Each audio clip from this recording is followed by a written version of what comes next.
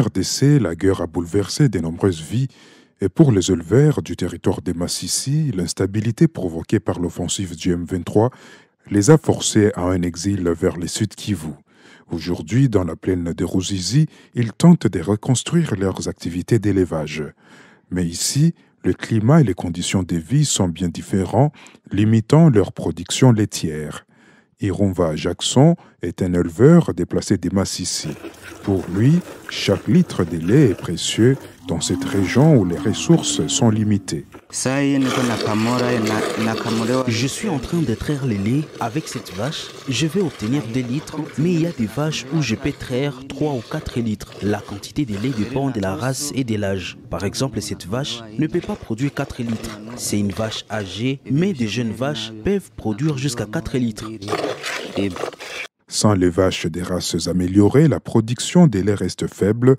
La coopérative Koopatu, coopérative agricole Tungane, qui accompagne les éleveurs dans la plaine de la Ruzizi, fait face à des défis quotidiens pour transformer les laits en produits comme le fromage. Kidume Elvis, technicien de la coopérative Koopatu, explique les difficultés rencontrées par les éleveurs pour assurer un rendement rentable. Ici, dans la plaine de la Ruzizi, nous n'avons pas de vaches de race améliorée capables de produire une grande quantité de lait. Pour obtenir un seul fromage, il nous faut 10 litres de lait. Nous achetons les 10 litres à 10 000 francs congolais, mais même avec un prix de vente de 5 $, le rendement est très faible. Conscient de ces obstacles, l'organisation Agritera, une agence agricole internationale à but non lucratif, s'engage aux côtés des éleveurs pour les aider à relancer et diversifier leurs activités, notamment en développant la production des fromages. Fabrice Terragna, de l'organisation Agritera, explique leur vision pour soutenir les éleveurs déplacés des Massissi et renforcer la filière laitière.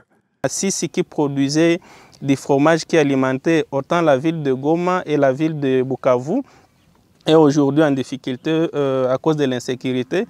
Maintenant, du moment que la plaine de la Ruzizi sait nous offrir aussi ce genre d'opportunités, nous en avons saisi. C'est pourquoi nous avons été parmi ceux-là qui ont encouragé les coopératives laitières à pouvoir diversifier leurs sous-produits, notamment avec les fromages. Pour ces éleveurs des Massissi, le chemin est encore long, mais grâce à l'appui d'organisations comme Agritera et des coopératives locales, la résilience se construit jour après jour.